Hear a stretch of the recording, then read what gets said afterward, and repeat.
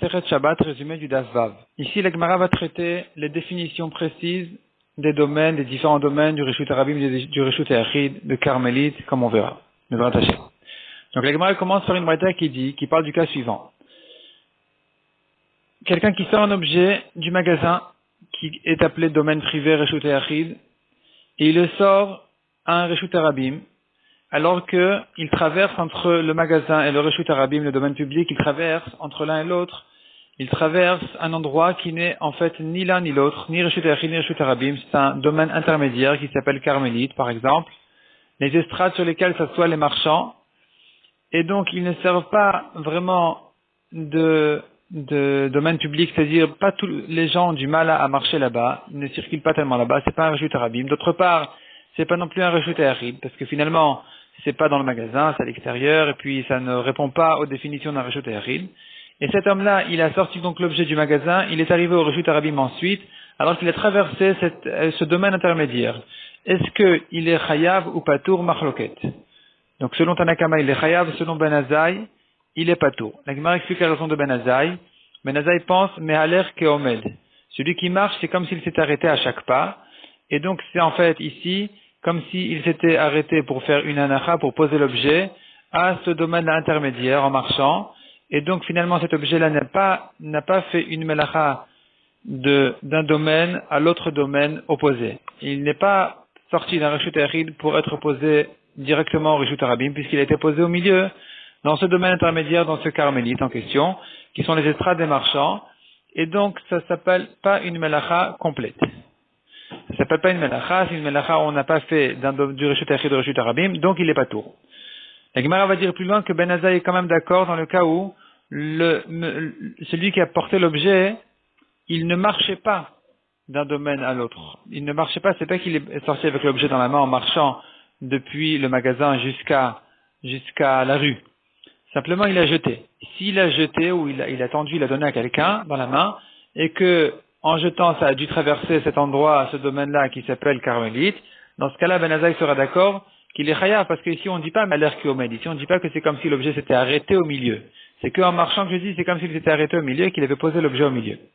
Donc ça c'est la discussion entre Ben Azaï et Chachamim. Donc Ben Azaï on l'a bien expliqué. Chachamim, on ne le comprend pas, la Gemara demande comment comprendre les Chachamim qui disent qu'il est chayav en sortant l'objet, en traversant un domaine qui s'appelle Carmélite. Pourquoi est-il chayav? Où est-ce qu'on a vu dans la Torah qu'on est chayav dans ce cas-là? La Gemara fait toute une recherche, finalement la Gemara dit l'exemple classique, l'exemple où on trouve cette idée-là, qu'on est chayav malgré qu'on a traversé un endroit qui est Carmélite.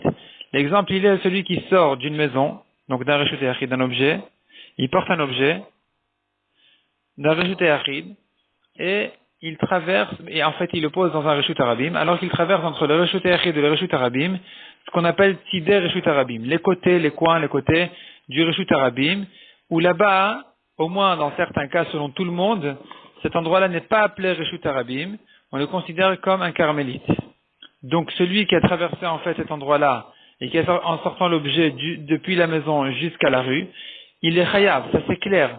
Donc on voit bien que malgré qu'on a traversé un Carmélite, entre la Akira et la Nacha, entre le Reshut Yachid et le Reshut Arabim, on est quand même chayav. Donc ça nous servira d'exemple et de preuve pour notre cas aussi, qu'il en est de même dans le cas où il a sorti l'objet du magasin et qu'il a posé sur la rue en traversant les estrades des marchands, qui est un Carmélite, il est quand même chayav selon Chachamim. La Gemara ensuite ramène une longue braïta qui nous offre toutes les définitions des 4 domaines de Shabbat. Les 4 domaines de Shabbat sont d'abord les 2 domaines opposés, Minatora, qui sont Reshut Yachid et Reshut Arabim, donc le domaine privé et le domaine public. Il faut savoir exactement qu'est-ce qu'on appelle privé et qu'est-ce qu'on appelle public. On a encore 2 autres domaines qui sont un peu des domaines qui sont ni noir ni blanc, comme on dit, un peu entre les deux. On a Carmélite, et on a ce qu'on appelle Makom Ptour. Et la braïta les explique, un à un. Reshut Yachid s'appelle un endroit, dans n'importe quel endroit où il se trouve en fait, c'est-à-dire même s'il est au milieu de la rue, du moment qu'il est profond ou haut de 10 tfachim et qui fait 4 sur 4 tfachim de large, c'est un Reshut Yachid. Donc une voiture par exemple qui est garée sur la rue, son toit est considéré comme Reshut Yachid. Ça fait 10 tfachim de haut, 4 sur 4, c'est un reshut yachid, à ne pas se tromper, de poser un objet sur le toit d'une voiture, alors qu'on se trouve sur la rue, ça peut être une melacha complète min à Torah, sur laquelle on est chayav. Puisque la rue c'est un reshut arabim, le toit de la voiture c'est un reshut yachid, donc il est formellement interdit de poser l'objet, de poser l'objet d'un endroit à l'autre, de faire passer l'objet d'un endroit à l'autre. De même, quelqu'un qui son chapeau s'est envolé pendant Shabbat sur le toit d'une voiture, il n'aura strictement pas le droit de reprendre son chapeau sur le toit de la voiture pour le poser sur sa tête quand sa tête se trouve au reshut arabim. Donc ça c'est le reshut yachid. Le reshut arabim, c'est un endroit public et qui est fréquenté par un grand monde, comme par exemple un marché ou bien une rue très fréquentée. Ça c'est un exemple. Deuxième chose qui pourrait s'appeler reshut arabim, ce sont des rues qui commencent à un grand boulevard, un marché, un reshut arabim et qui se terminent aussi à un reshut arabim. Donc elles servent en fait de passage d'un reshut arabim à l'autre reshut arabim, comme on a dit, comme on a donné dans la première définition, par exemple un marché, d'un marché à l'autre. Cette rue-là, elle s'appellera aussi reshut arabim. Aussi, nous avons des chemins qui vont de ville en ville, ils s'appellent aussi reshut arabim. Donc ça c'est reshut arabim. Celui qui porte d'un domaine à l'autre, donc du reshut yachid au reshut arabim ou le contraire, il est chayav. Beshogeg, il est chayav d'un korban khatat. Bemezid, il est condamné à mort s'il y a des témoins et avertissement. Sinon, il est chayav karet. Son âme est tranchée définitivement de la vie éternelle. Nous avons ensuite, troisième domaine, qui est ce qu'on appelle carmélite. L'exemple de carmélite, c'est un endroit en fait qui n'est ni vraiment reshut yachid, ni reshut arabim. C'est pas un domaine privé, ni vraiment un domaine fréquenté par un grand monde, comme par exemple la mer, les champs, la plaine des champs, les estrades comme on a vu en haut, et ce qu'on appelle carmélite. La Gemara va expliquer qu'est-ce que ça vient ajouter de plus. Ces endroits-là ne sont ni comme reshut yachid, ni comme reshut arabim, et donc il est interdit midérabanan de porter un objet de cet endroit-là à un reshut arabim ou à un reshut yachid, ni de rentrer de reshut arabim ou reshut yachid à ce carmélite-là, ni même de porter 4 amot dans ce carmélite-là. Tout ça s'interdit midérabanan. Cependant, s'il a fait, il est pas tour parce que minatora, c'est pas un domaine sur lequel on est chayav. La Braïta continue et donne encore d'autres exemples, pas plus de carmélite maintenant, d'autres interdictions des rabanan, comme par exemple une cour qui appartient à plusieurs, en fait, qui est associée à plusieurs maisons, ou bien une impasse de plusieurs immeubles. Et ici, en réalité, ça pourrait s'appeler reshut yachid simplement. On n'aura quand même pas le droit de sortir de la maison à cet endroit-là, à cette cour ou à cette impasse, puisque finalement, c'est un endroit qui appartient à plusieurs associés, et qu'on n'a pas le droit, midérabanan, de sortir d'un reshut yachid à un autre reshut yachid. Il faudrait faire un eruv qui veut dire mélanger les domaines, considérer que tout ça, c'est un reshut yachid qui appartient en fait à une grande famille, à tous ces gens-là ensemble, en commun, et pas en partager chacun chez lui. Dans ce cas-là, on aura le droit de porter d'un endroit à l'autre, du moment que tout est reshut yachid et que tout est meurav, tout est mélangé avec le eruv. Le eruv se fait sur un pain qui servira de repas commun à tout le monde. Celui qui se trouve sur le seuil de la maison a le droit de prendre du pauvre et donner un objet au balabait. Pardon, je reprends. Il a le droit de prendre du pauvre un objet et le lui donner. Il aura le droit de prendre du balabait un objet ou le lui donner, mais il n'aura pas le droit de faire passer un objet du balabait au pauvre. Ça, c'est interdit midérabanan. Acherim disent que le seuil de la maison peut être considéré comme deux domaines différents, ça dépend. Si c'est ouvert, si la porte est ouverte, l'entrée est ouverte, c'est considéré comme l'intérieur de la maison. Si c'est fermé par contre, et le seuil est resté à l'extérieur, il est considéré comme l'extérieur. Un seuil de maison qui est haut de 10 tfachim et large de 4 sur 4 est un domaine en soi. La Gemara reprend ce qu'on a vu dans les définitions du reshut yachid. Une fois que la Braïta avait cité les définitions du reshut yachid, elle termine en disant, voici le reshut yachid. Qu'est-ce que ça vient exclure, demande la Gemara. Répond la Gemara, ça vient exclure un autre reshut yachid qui est en réalité mis en discussion entre les Tanaïm, qui est le cas de quelqu'un qui a 2 maisons, une de chaque côté de la rue, du reshut arabim, et que selon Rabbi Yehuda, il pourrait considérer ça au moins, c'est considéré Minatora comme un Reshut Yachid, c'est-à-dire la rue, le Reshut Arabim, qui est entre les deux maisons, peut être considéré comme un Reshut Yachid, et sous certaines conditions, il aura même le droit de porter là-bas d'une maison à l'autre. C'est ce que pense Rabbi Yehuda. Notre Tana ici, qui nous a dit, voici le Reshut Yachid, il vient justement exclure ce cas-là en disant, non, dans le cas de Rabbi Yehuda, cette rue-là qui traverse, en fait, qui sépare les deux maisons, une de chaque côté, n'est pas du tout un Reshut Yachid. On ne peut pas porter d'une maison à l'autre, même en faisant les solutions de Rabbi Yehuda. Ça ne s'appelle pas un Reshut Yachid du tout.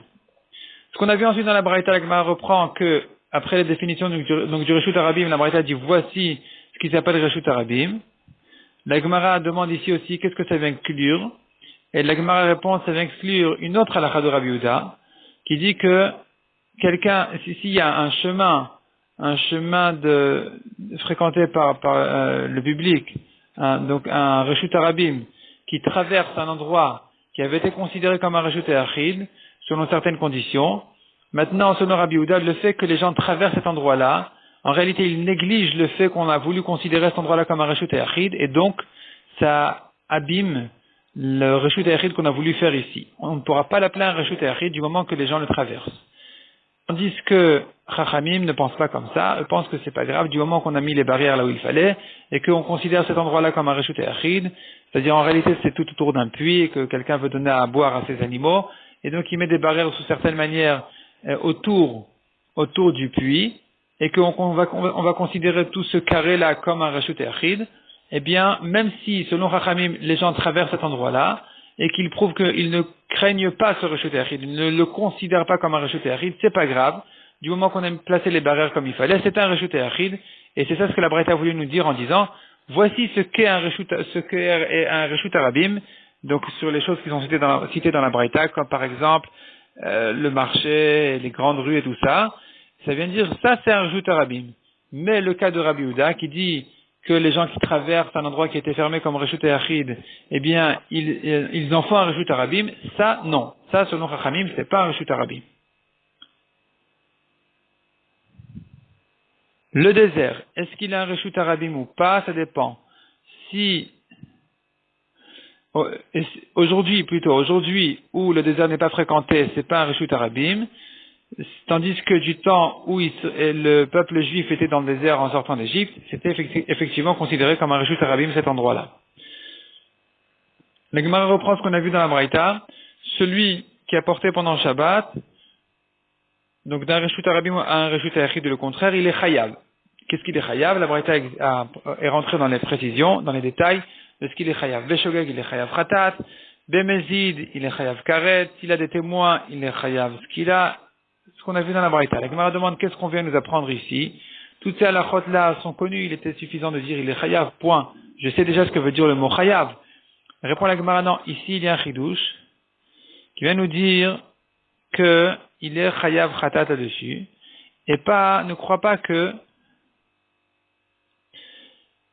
sachant que nous avons trouvé un chacham qui disait que sur une des 39 melachot, un des 39 travaux interdits pendant Shabbat, on n'est pas chayav. J'aurais pu croire qu'il fait allusion à la melacha de Hotza'a, donc à ce travail interdit que de porter un objet d'un domaine à l'autre, et notre frère va nous apprendre, non, c'est pas à ça qu'il a fait allusion. Dans ce cas-là, on est chayav. Dans ce cas-là, c'est sûr qu'on est chayav. C'est-à-dire qu'il fait allusion à une autre melacha qui, effectivement, elle n'est pas très définie, on ne sait pas exactement c'est laquelle, mais en tout cas, ce qui est clair, c'est que sur la nôtre, on est chayav. La Gemara continue encore ce qu'on a vu dans la Braïta, la mer, les champs, etc., ça s'appelle un carmélite. La Gemara demande une contradiction d'une Mishnah qui dit que les champs sont considérés comme un Reshut Yachid, un domaine privé. Répond la Gemara deux réponses. Première réponse, que en réalité c'est un carmélite, c'est pas vraiment un Reshut Yachid. La raison pour laquelle on l'appelle Reshut Yachid, c'est pour dire que c'est pas un Reshut Arabim. C'est ça ce qu'on voulait dire par Reshut Yachid. Mais effectivement, c'est pas non plus vraiment un Reshut Yachid, c'est quand même considéré comme un carmélite. Ça c'est une première réponse. Donc les champs qui ne sont pas fréquentés en général sont considérés pas comme un Reshut Yachid, mais comme un carmélite, qui est le domaine intermédiaire, comme on a dit, qui est interdit Midera Banan.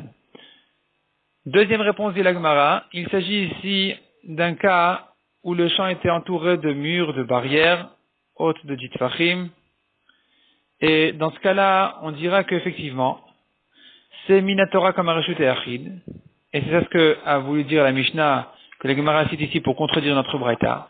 La Mishnah qui dit que les champs sont un Reshut et Achid, justement Minatora c'est un Reshut et Achid. Minatora c'est un Reshut et Achid parce que c'est entouré de barrières qui font Ditfachim de haut. Tandis que Midrabanan ce n'est pas un Reshut et Achid, c'est-à-dire on n'aura pas le droit de porter là-bas à l'intérieur, puisque ces barrières-là ne sont pas là pour autour d'une habitation.